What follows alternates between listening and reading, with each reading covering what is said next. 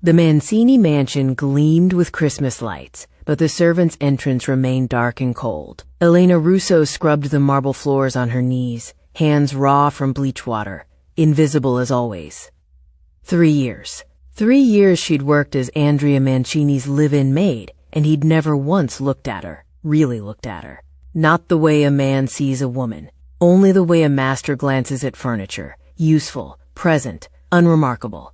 She'd learned to read him anyway. The tension in his shoulders when he stood at his mother's photograph, the way his jaw tightened when business went badly, how his fingers would drum once against his desk when making difficult decisions. She'd also learned, somewhere between polishing his floors and serving his coffee, that she'd fallen hopelessly for a man whose world she could only clean, never enter. Her phone buzzed. Jessica, the only other maid who treated her like a friend. Afternoon off. Christmas market. Don't argue. You're coming. Elena glanced toward Andrea's study. Just once, she wanted him to see her.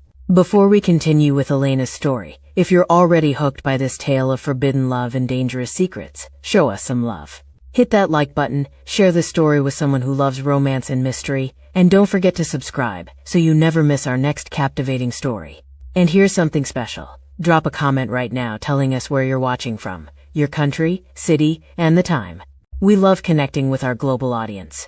Now, let's see what happens when Elena walks into that Christmas market. Elena had memorized every inch of the Mancini mansion over 3 years. The way morning light caught the crystal chandelier in the entry hall, how the third stair from the top creaked no matter how carefully you stepped, the faint scent of leather and expensive cologne that lingered in Andrea's study long after he'd left. She knew this house better than she'd ever known any home, yet she'd never belonged to it. Her days followed the same rhythm. Wake at 5:30, prepare the coffee service, lay out fresh linens, polish surfaces that were already gleaming. By the time Andrea descended the stairs at 7 sharp, everything had to be perfect. He'd pause at the breakfast table, nod once, acknowledgement, not gratitude, and she'd fade back into the walls where maids belonged. "You're doing it again," Jessica whispered one morning as they changed the guest room linens together. "That thing where you watch him like you're memorizing a painting in a museum you'll never get to touch." Elena's cheeks burned. "I don't." "Elena." Jessica's dark eyes held both sympathy and exasperation. "I love you, but girls like us don't dream about men like him. We serve them and stay invisible. That's how this works." It was true, and Elena knew it. She'd taken this position 2 years ago out of pure necessity, after Aunt Katie's funeral left her with nothing but grief and overdue bills.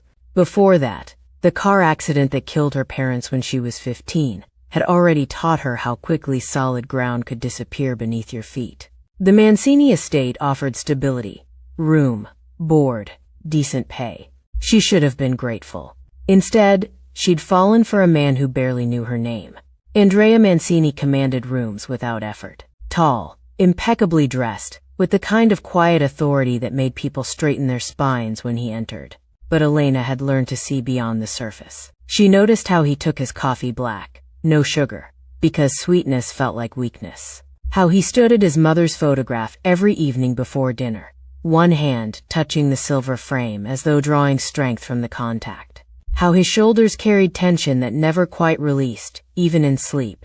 She'd seen him dozing in his study chair once, and the vulnerability had made her chest ache. Christmas Eve arrived with unusual energy rippling through the household. The grand ballroom was being prepared for Andrea's annual gathering. Crystal, champagne, society's elite. Downstairs, the staff had planned their own modest celebration.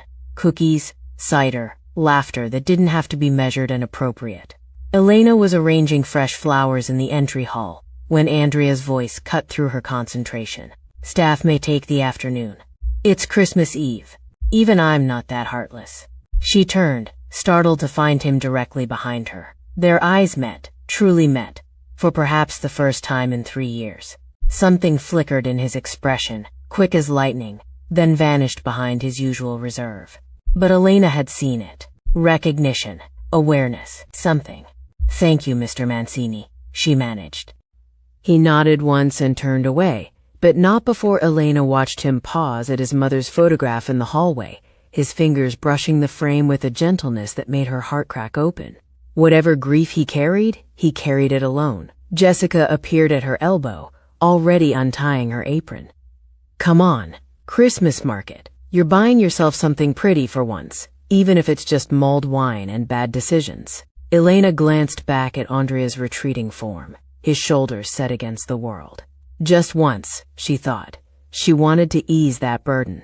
Just once, she wanted him to see her as more than the woman who polished his floors and faded into corners. "Let's go," she said quietly, "before I lose my nerve." The Christmas market sprawled across 2 city blocks, vendor stalls glowing with warm lights against the December cold. Elena breathed in cinnamon and pine, letting the noise and bustle wash over her like absolution. For the first time in weeks, she felt like a person instead of a function. "See?" Jessica linked their arms together, steering them toward a booth selling handmade ornaments. "The world exists beyond marble floors and silent hallways. Remember this feeling." They wandered through the stalls, sampling hot chocolate and examining crafts Elena could never afford. It should have been enough. This small taste of normal life, of freedom. But then she saw the sign. Estate sale auction. Gallery 12. Today only. Noon to 4 p.m. "Oh no." Jessica caught her arm. "I know that look. That's your I'm about to do something reckless look." "Just 5 minutes," Elena promised. "I want to look." The gallery was smaller than expected. Items arranged on velvet-covered tables, with printed descriptions and starting bids. Most pieces were far beyond her reach. Jewelry that belonged in museums, paintings worth more than she'd earn in 5 years. She was about to leave when sunlight caught on something delicate near the back. A music box, porcelain white with hand-painted angels, gold filigree tracing the edges. Beautiful in a way that made her chest ache. Elena moved closer, drawn by instinct she couldn't name. The box sat open on its cushion, and inside the lid, barely visible, were engraved initials. Times. M. M. Her heart stopped. She'd seen those initials before, every day for 3 years, dusting Andrea's study, careful not to disturb the single photograph on his desk, a beautiful dark-haired woman with warm eyes, and Andrea's same sharp cheekbones. The small nameplate at the frame's base, Marcella Mancini, beloved mother. "Elena, what are you doing?" Jessica appeared at her elbow, alarm rising in her voice. "That's gorgeous, but look at the starting bid. $250. That's your entire month's pay." "It's his mother's," Elena whispered. "You don't know that. Those could be anyone's initials." But Elena knew. She couldn't explain how, but standing there staring at that music box, she felt absolutely certain. This had belonged to Marcella Mancini. This had been loved by the woman whose photograph Andrea touched every evening with such careful reverence. "Elena, think about this. If you're wrong, you'll have nothing left. No savings, no cushion." "What if I'm not wrong?" Elena's voice came out steady. "Sure." Something about Andrea's loneliness called to her own. Loss, recognizing loss across impossible distances. "I need to do this." The auction started 20 minutes later. Elena's hand shook as she raised her numbered paddle for the opening bid. An antique dealer countered. Then another. The price climbed. $260, $270, $280. Every penny she had in the world. $280, the auctioneer called. "Do I hear $290? Silence. Elena's heart hammered against her ribs. "Sold to number 47. Jessica caught her as she swayed. "You just spent everything on a maybe." Walking home, the music box wrapped carefully in tissue paper, Elena questioned every choice that had led to this moment. What if she was wrong? What if those initials belonged to someone else entirely? What if Andrea saw this as overstepping, inappropriate, a maid forgetting her place? But she remembered his face at that photograph. The grief he carried alone, year after year. The way his shoulders never quite relaxed, as though mourning had become a permanent posture. Back in her small room, Elena found wrapping paper. Simple red, all she could afford, and white ribbon. Her hands trembled as she folded corners and tied bows. Maybe this was foolish. Maybe she was crossing a line no maid should cross. But she couldn't watch him hurt anymore without trying to help. Tonight, at the staff gathering, she'd give Andrea Mancini back a piece of his mother's memory. And pray she hadn't just destroyed everything. The mansion existed in 2 worlds that night. Upstairs, crystal chandeliers illuminated Andrea's grand Christmas party. Champagne flutes catching light, designer gowns swirling across marble floors, laughter that sounded like money. Downstairs in the staff quarters, The celebration was humbler but warmer. Homemade cookies, mulled cider, genuine smiles unburdened by social calculation. Elena stood in the corner of the staff room, clutching the red-wrapped box like a lifeline. Her uniform was freshly pressed, her hair pinned perfectly beneath her white lace headpiece. But inside she was unraveling. What had seemed certain that afternoon now felt insane. She was about to approach one of the city's most powerful men with a gift that cost her everything, based on instinct and initials and desperate hope. "You're doing it again," Jessica murmured, pressing a cup of cider into her trembling hands. "That panicked look where you're about to talk yourself out of something brave. What if I'm wrong? What if? 3 years you've watched him." Jessica's voice softened. 3 years you've been invisible. Maybe it's time he actually sees you. Whatever happens, at least you tried. The room suddenly quieted. Andrea had appeared in the doorway, impeccable in his black suit, a rare concession to the holiday evident in his slight smile. He never came to the staff gatherings. This was unprecedented. "I wanted to thank you all personally," he said, his voice carrying that natural authority that made people lean forward. "Your work makes this household function. I don't say it often enough, but I'm grateful." Polite applause rippled through the room. Andrea nodded, turning to leave, and Elena felt her chance slipping away. Now or never. Courage or cowardice. Her feet moved before her mind could stop them. "Mr. Mancini." Her voice came out steadier than she felt. The room fell silent. Other staff members subtly stepped back, creating space, sensing this wasn't their moment. "Forgive me for the presumption. I found something today. I believe it belonged to your mother." Andrea turned fully toward her, confusion flickering across his features. For the first time in 3 years, his complete attention focused on her face. Elena held out the simple red box, white ribbon slightly crooked from her nervous fingers. The music box. White porcelain angels caught the light. Andrea lifted it with shaking fingers and opened the lid. Schubert's Ave Maria spilled into the room, delicate and achingly beautiful. The color drained from his face. His breath caught audibly. "How did you find this?" His voice cracked on the last word, raw and broken, in a way that made Elena's heart twist. "Where?" "An estate auction. Gallery 12. I saw the initials inside and thought, I hoped. This disappeared the night my mother was murdered."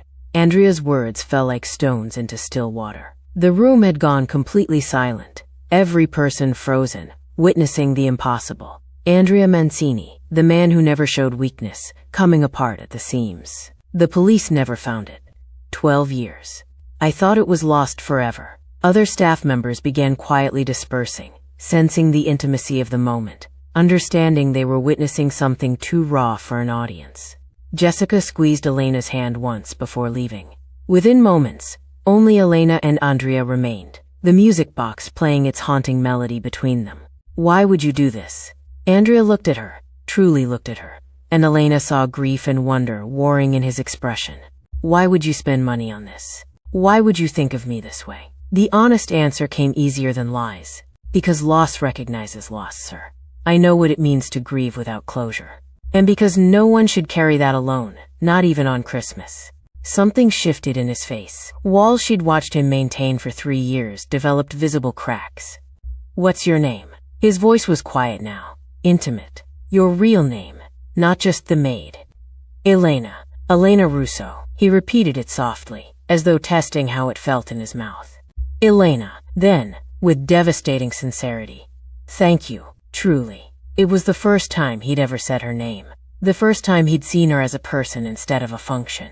Standing there in the empty staff room with Schubert's Ave Maria playing between them, Elena felt the ground shift beneath her feet. Everything had just changed. They both knew it. The class barrier that had seemed insurmountable had just developed its first crack. The summons came at 7 on Christmas morning. Not through the usual channels. A note left on the service board or instructions relayed through the head housekeeper, but through Andrea's own voice over the house phone. "Elena, my study, please."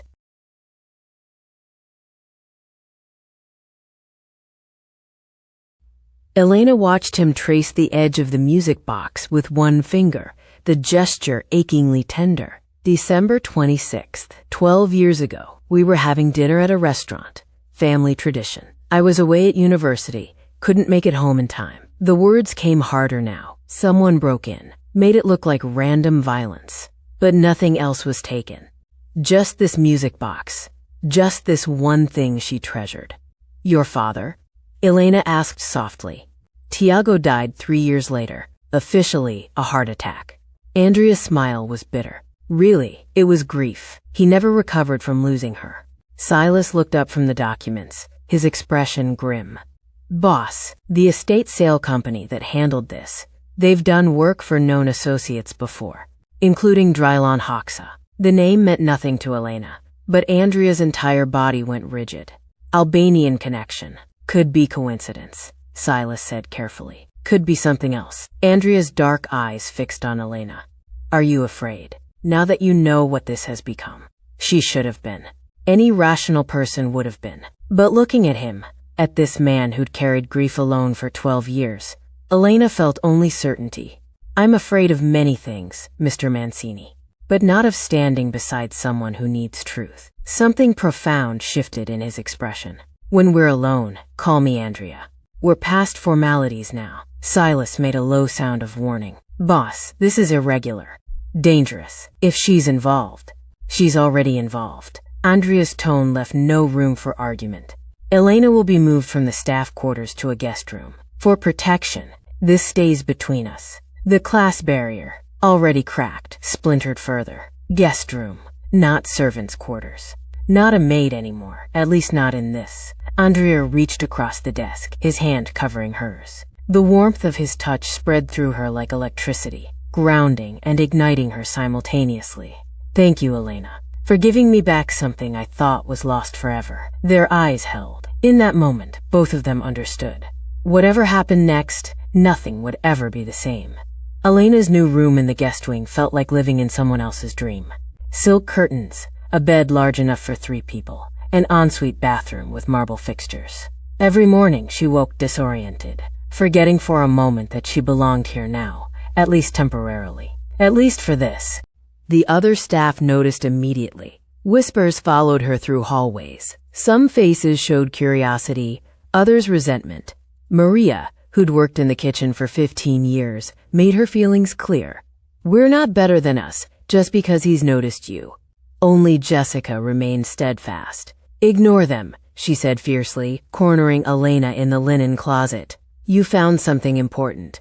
You're helping. That's all this is. But they both knew it was more than that. The investigation consumed Andrea's study. Gallery owner Margaret Chen had provided security footage, and Elena watched alongside Andrea and Silas as an elderly man delivered items to the auction house. Gray-haired, slight accent, careful movements. That's Drylon Hoxa, Silas confirmed grimly. 2 weeks before he died of cancer, he personally delivered these items. They cataloged everything from his estate sale. Multiple pieces of jewelry, artwork, collectibles, none with clear provenance. Andrea's jaw tightened as he studied the list. These are trophies, stolen goods from decades of criminal activity. And your mother's music box was among them, Silas said quietly. Elena ventured carefully. If he had the music box, does that mean? It means he was there that night, or he knew who was. Andrea's voice went cold. After 12 years, we finally have a connection. Silas objected when Andrea insisted Elena continue helping. This isn't appropriate. She's not trained for. Elena found what we missed. Andrea's tone permitted no argument. She stays. A strange rhythm developed. Mornings, Elena worked alongside Andrea and Silas, tracking leads and reviewing documents. Afternoons, she insisted on returning to her maid duties, polishing, cleaning, maintaining normalcy, because without it she'd lose herself entirely. Evenings, Andrea would find her, and they'd talk about things that had nothing to do with murder or investigations. I wanted to be a pianist, he admitted one night, standing at his mother's piano. Like her. But family obligation pulled me in different directions. Sometimes I cook her recipes. It's the only time I feel close to her anymore. Elena shared her own losses. The car accident that took her parents. Aunt Katie's death 2 years ago. The maid position she'd taken not from shame, but from necessity. Survival isn't shameful, she said quietly. No, Andrea agreed.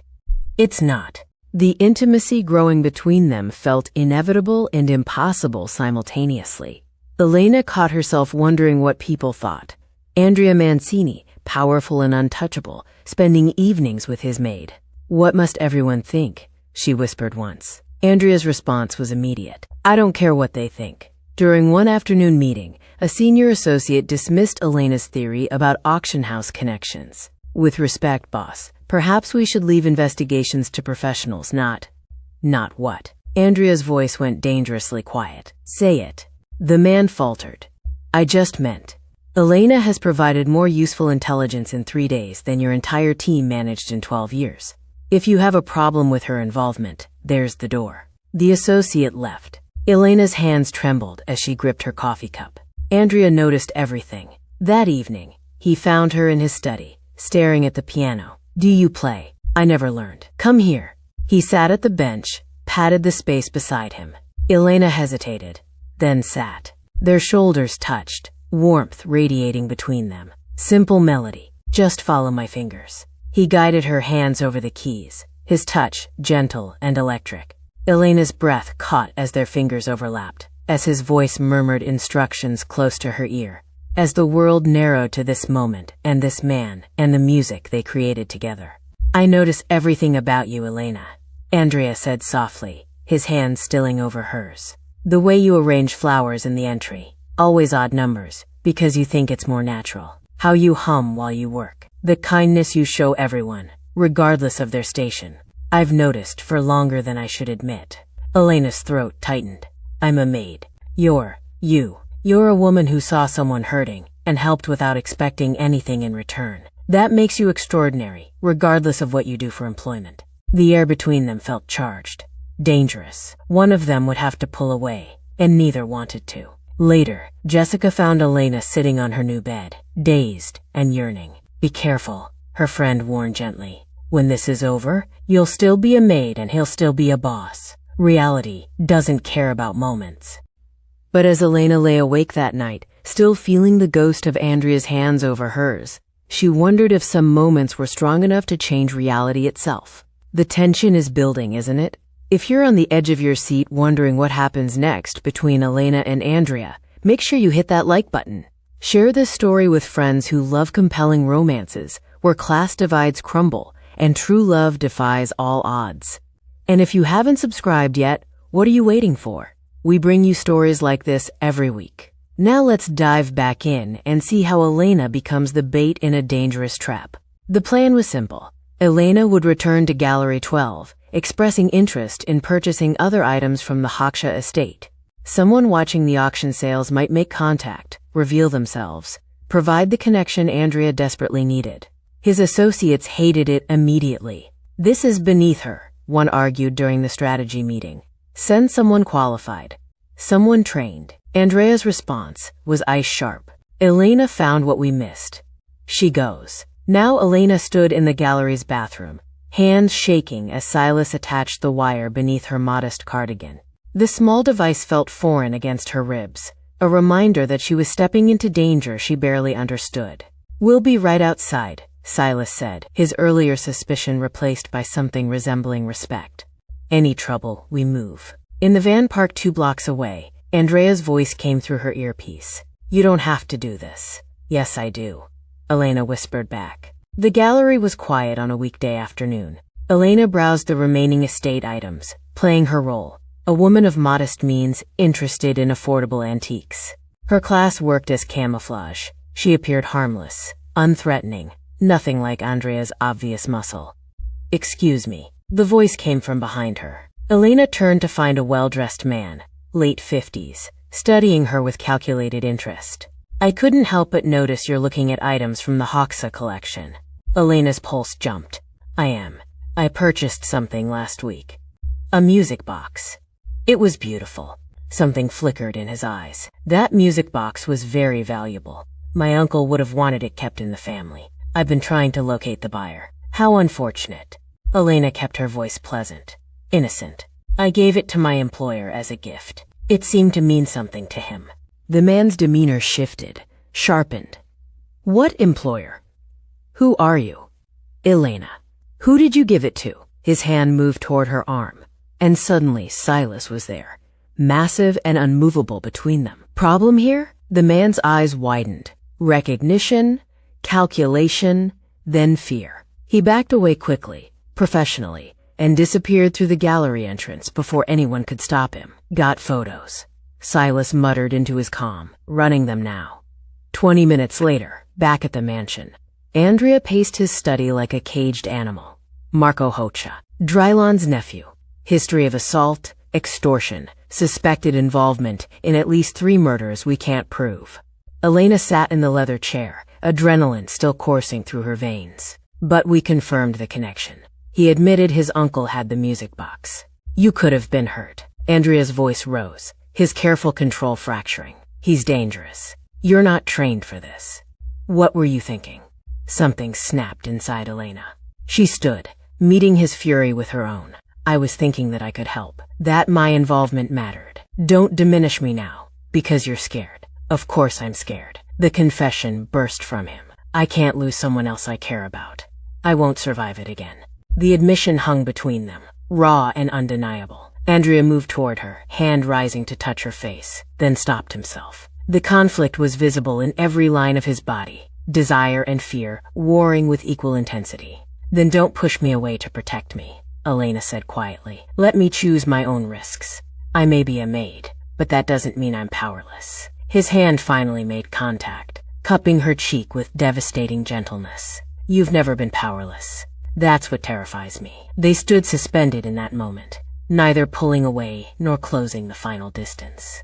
Both acknowledging feelings that couldn't be spoken yet, admitting truths that changed everything. Andrea dropped his hand and stepped back, breathing hard. I need to think. That evening, Elena heard piano music drifting from the study. Not Schubert this time, but something melancholy and original. She stood in the doorway, watching his hands move over the keys, seeing the emotion he couldn't voice translating into music. He looked up, saw her, and simply patted the bench beside him. Sit with me. Elena crossed the room and sat, their shoulders touched. Andrea continued playing, and Elena let her hand rest near his on the keys. No words were needed. The music said everything. Grief and hope, fear and longing, 2 people finding each other across impossible distances. When the melody finally faded, they stayed there in the silence, understanding each other in ways that transcended class and circumstance and every rule that said this shouldn't exist. New Year's Eve arrived with winter rain lashing against the mansion windows. Elena was cataloging evidence in Andrea's study when Silas entered carrying a sealed box, his expression grim as death. The Albanians came through, he said quietly. Everything they had on the Hoxa connection. Andrea took the box with steady hands, but Elena saw the tension in his jaw. Inside were documents, photographs, and a small recording device. They spread everything across the desk, piecing together 12 years of silence. Then they found it. Wire transfers, coded accounts, money moving through shell companies in a pattern designed to hide its origin. But Silas was thorough, and when he traced the transactions back to their source, the room went deathly quiet. No. Andrea's voice was barely a whisper. That's not possible. The shell company was registered to Vittorio Mancini, his uncle, his father's brother. Elena's hands trembled as she read the timeline Silas had reconstructed. 6 months before Marcella's death, she'd discovered discrepancies in the family accounts. Money missing. Evidence of embezzlement. She'd confronted Vittorio privately, given him 2 weeks to return the funds, or she'd tell Tiago. 2 weeks later, she was dead. The payment to Drylon Hoxha was there in black and white. $40,000 for a contract killing, made to look like random violence. Play the recording, Andrea said, his voice hollow. Drylon Hoxha's dying confession filled the study. Weak with cancer, seeking some final absolution, he'd named his employer explicitly. Vittorio Mancini had hired him. Vittorio had ordered Marcella's death. Vittorio had taken only the music box as proof the job was done. Andrea made a sound, raw, animal, broken. His legs gave out, and he collapsed to the floor, hands pressed against his face as his entire world shattered. Elena was beside him instantly, arms around him, holding him as sobs tore through his chest. He was at her funeral, Andrea choked out. He gave the eulogy. He talked about how much he loved her. He looked me in the eye and lied for 12 years. I know. Elena whispered, holding him tighter. I know. Why? The word came out anguished. She was family. She was trying to protect him. She gave him a chance to make it right. Why would he kill her? I don't know. But you're not alone in this. I'm here. I'm not leaving. Hours passed. Andrea broke completely. 12 years of controlled grief, finally finding release. He sobbed against Elena's shoulder while she held him, stroked his hair, whispered words that didn't need to make sense because comfort wasn't about logic. If anyone knew he'd shown this weakness to a maid, his authority would be questioned, his power undermined. But Elena didn't care about propriety or consequences. You're human, she said fiercely when he tried to apologize. You're allowed to grieve. Gradually, the storm subsided. Andrea pulled back, eyes red, face ravaged. Vittorio has been my advisor since my father died. I trusted him with everything. What will you do? Elena asked quietly. Andrea's expression hardened. Kill him, like he killed her. Make him pay. Is that what your mother would want? The question stopped him cold. Elena saw the war playing across his features, rage and grief battling against something deeper, something Marcella had instilled in him. She valued mercy, he said finally, voice breaking. Even for family who betrayed. She believed in second chances. He looked at Elena with anguish. But how do I show mercy to the man who murdered her? I don't know. But you have time to decide. Tonight, you just need to survive this. Elena stayed with him that night. Not in his bed, but beside it, curled in the reading chair, refusing to leave him alone with his demons. Near dawn, Andrea crossed to her, pulled her gently to her feet. Elena! Her name was a prayer on his lips. He cupped her face, thumbs brushing away tears she hadn't realized were falling. Then he kissed her, desperate, seeking comfort, seeking connection in the midst of devastation. But after a moment he pulled back, breathing hard. Not like this. When I kiss you properly, it won't be because I'm broken. It'll be because I'm choosing you. You already are, Elena whispered. His forehead rested against hers. Outside, the city welcomed a new year. Inside, everything had changed forever. The family assembly filled Andrea's formal dining hall with 43 people, major families, key associates, men and women who wielded power like weapons. Elena stood near the back wall, uncertain of her place in this gathering of wolves. Elena stays, Andrea announced before anyone could object. She's part of this. She's the one who found the truth. Murmurs rippled through the room. A senior associate voiced what others were thinking. A maid at family council? This is unprecedented. Andrea's voice went cold. So was my uncle murdering my mother. We're past precedent. Silence fell like a blade. Silas distributed folders containing evidence, bank records, wire transfers, phone logs. Elena watched faces change as people absorbed the betrayal. When Drialon Haksha's recorded confession played through the speakers, naming Vittorio Mancini explicitly, the room erupted. 2 guards brought Vittorio in. He entered with defiance, chin raised, until he saw the evidence spread across the table. His facade crumbled visibly. Marcella was going to ruin me, he said, voice shaking. I panicked. The money. I needed more time. It wasn't supposed to go like this. Andrea's fury was a living thing, barely leashed.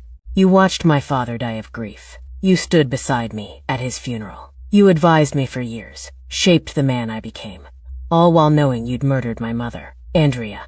I don't. The single word silenced him. Andrea turned to the assembly. The question before us. What justice for this betrayal? The response was immediate, visceral. Blood, someone called. Death for death. It's tradition. He killed Marcella. Another associate argued. He dies. It's the only answer. Elena watched Andrea's hands clench on the table edge. Every expectation, every rule of his world, demanded violence. The room waited for him to embrace what they all knew he should do. Instead, Andrea straightened, and when he spoke, his voice carried absolute authority. My mother believed mercy was strength. That vengeance was easy, but justice required courage. He looked at Vittorio with contempt. Permanent exile. Asset confiscation. Social death. You'll live, but you'll live with nothing. No family, no honor, no place in this world you valued so much. The room exploded with protest. This makes us look weak. It makes us look evolved. Andrea countered sharply. My mother died for money. I won't stain her memory with more blood vengeance. If I kill him, I become exactly what people fear, the violence instead of the man she raised. We're better than this. Elena felt judgmental stares burning into her back. She knew what they thought. The maid had softened him, made him weak. But she stood straighter, refusing to shrink from their scrutiny. Vote, Andrea commanded. The tally was close, 23-20. Narrow, but enough. Exile carried. Vittorio was hauled to his feet. Andrea, please. I'm family. You stopped being family when you ordered my mother's death. Be grateful I'm letting you live. As guards removed him, a senior associate approached Andrea quietly. Marcella would be proud of that choice. It took more courage than pulling a trigger. When the room finally emptied, Elena and Andrea stood alone in his study. The music box played softly on its table, Ave Maria, filling the silence. I almost killed him, Andrea admitted, his voice raw. Everything in me wanted to. But you didn't. You chose to honor her instead. That's strength. He crossed to her then, cupping her face with both hands. I love you, Elena Russo, not my maid. You. The woman who sees me, who stands beside me, through the worst of what I am, who makes me want to be better than what this world expects. Tears spilled down Elena's cheeks. I love you too.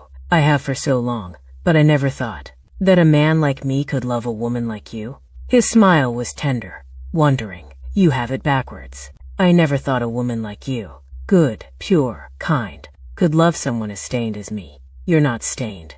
You're human. He kissed her then, and this time, there was no grief driving it, no desperation. Only choice, only certainty, only love that had grown from a simple gift and bloomed into something that defied every rule they'd both believed unbreakable. When they finally broke apart, Andrea kept her close. I want the world to know. I don't care about what's proper or expected. You're mine, and I'm yours. Elena laughed through her tears. Your associates will have opinions. Let them. He kissed her forehead, her cheeks, her lips again.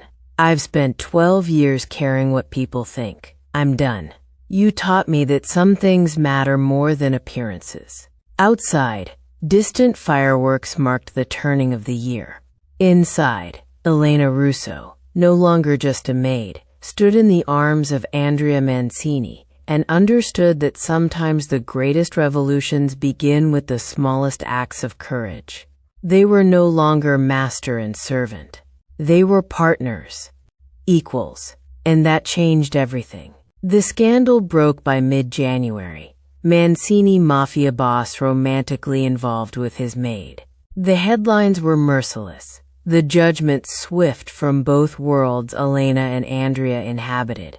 Elite society dismissed her as a social climber, an opportunist who'd seduced her way out of servitude. Former staff whispered about betrayal, about forgetting where she came from. Only Jessica remained steadfast. Let them talk, she said fiercely, helping Elena pack her belongings from the servants' quarters. You're happy. That's all that matters. Elena officially resigned her maid position, but she didn't transform into a society wife either. Instead, she enrolled in art history courses at the university, something she'd dreamed about since before her parents died. Andrea supported her completely, even as his associates questioned the wisdom of it. But Elena used her new position for more than personal fulfillment. She advocated relentlessly for the household staff, better wages, comprehensive benefits, genuine respect. Andrea's associates resisted initially, but gradually they saw how happier employees created a more loyal, efficient organization. Elena's influence was transformative in ways that had nothing to do with romance. In February, Andrea took her to Marcella's grave. Snow dusted the headstone as he knelt beside it, one hand resting on the cold marble. Mama, this is Elena. She brought your music box home. She brought me home too. Elena placed white roses at the base. I wish I could have known you. Your son has your heart. I'll do my best to honor that. Andrea stood, brushing snow from his coat, and pulled a velvet box from his pocket. But when he opened it, Elena gasped. Not a ring. The music box, beautifully restored, sitting on a cushion. This brought us together, Andrea said quietly. It represents everything I want our life to be. Beautiful, unexpected, found in the most unlikely places. He took her hands. Elena Russo, will you marry me? Will you build a life that honors both where we come from and where we're going? Yes, she whispered through tears. 1,000 times yes. They married in May, in the mansion's garden, where spring flowers bloomed wild and fragrant. The ceremony bridged both their worlds, elegant but warm. Andrea's powerful associates sitting alongside Jessica and Elena's humble friends, former staff members welcomed as honored guests. Jessica served as maid of honor, tears streaming down her face. You deserve this, every bit of this. Silas stood as best man, the former skeptic now fiercely protective of their relationship. Andrea's vows made Elena cry. I promise to see you always, to never let you be invisible again. You taught me that the most valuable things in life come from the most unexpected places. Elena's were simpler. I promise to remind you of your humanity, to stand beside you through darkness, to love you not despite who you are, but because of it. At the reception, the music box played Ave Maria as they danced. A year ago, you were invisible to me, Andrea murmured against her hair. My greatest shame and my greatest fortune. A year ago, I was invisible to myself, Elena replied. You taught me I was worth seeing. August brought morning sickness, and Andrea's immediate, almost comical overprotectiveness. You're hovering, Elena laughed as he tried to carry her down the stairs. I'm pregnant, not fragile. You're carrying our daughter. I'm allowed to hover. He insisted on painting the nursery himself, converting part of the mansion into something that felt less like a showpiece and more like a home. His gift to Elena was the old staff kitchen, transformed into an art restoration studio with every tool she could need. You brought old, forgotten things back to life, he explained, showing her the space. Starting with me, this is so you can continue that work. Christmas arrived with snow, and the mansion filled with warmth that had nothing to do with the fireplace. Andrea and Elena hosted a gathering that broke every social rule. Family, associates, current and former staff, all mingling as equals. Andrea stood to give a toast, Elena beside him, visibly pregnant, the music box serving as the table's centerpiece. Last Christmas, my maid gave me a gift that changed my life. She saw me, really saw me, when I'd forgotten how to see myself. That music box led to truth, to justice, and most importantly, to love that defies every rule I thought mattered. He took Elena's hand. Elena showed me that worth isn't measured by position or power. It's measured by courage, compassion, and the strength to reach across any divide. She was never just a maid. She was the woman who saved me from becoming a monster. He raised his glass. To Marcella, who taught me mercy. To Elena, who taught me to see. To all of you, for learning that family is built on character, not class. The room erupted in cheers and genuine warmth. Jessica caught Elena's eye and mouthed, "Told you." Later that night, Elena and Andrea sat in his study, city lights twinkling beyond the windows. The music box played softly as Andrea's hand rested on her belly, feeling their daughter kick. "Do you ever wonder what would have happened if I hadn't gone to that auction?" Elena asked. "Every day," Andrea said quietly. "And every day I'm grateful for the courage of a poor maid who spent everything she had on a stranger's grief. You were never a stranger. I saw you, even when I was invisible. You were never invisible. I just didn't let myself look." He kissed her softly. "My greatest mistake and my greatest gift, learning to see you." They sat wrapped in each other as snow began to fall, the music box keeping time. The mansion transformed from cold monument to warm home. Their daughter moved between them, a promise of the future they'd built from the wreckage of the past. Some stories aren't about princes rescuing maids. They're about maids teaching princes what really matters. And sometimes, The greatest treasures come wrapped in the simplest packages, given by the humblest hands with the bravest hearts. What an incredible journey from invisible maid to equal partner, from a simple Christmas gift to justice and love. If this story touched your heart, show it by hitting that like button right now. Share it with everyone who needs to hear a story about courage, compassion, and love that breaks every barrier. Subscribe to our channel because we have more amazing stories coming your way. And before you go, we'd love to hear from you one more time. Tell us in the comments, what country are you in? What city? What time is it there? And where exactly are you watching from? Your bedroom? Your commute? We want to know. Thank you for being part of our story-loving community. Until next time, remember, sometimes the greatest treasures come from the humblest hands.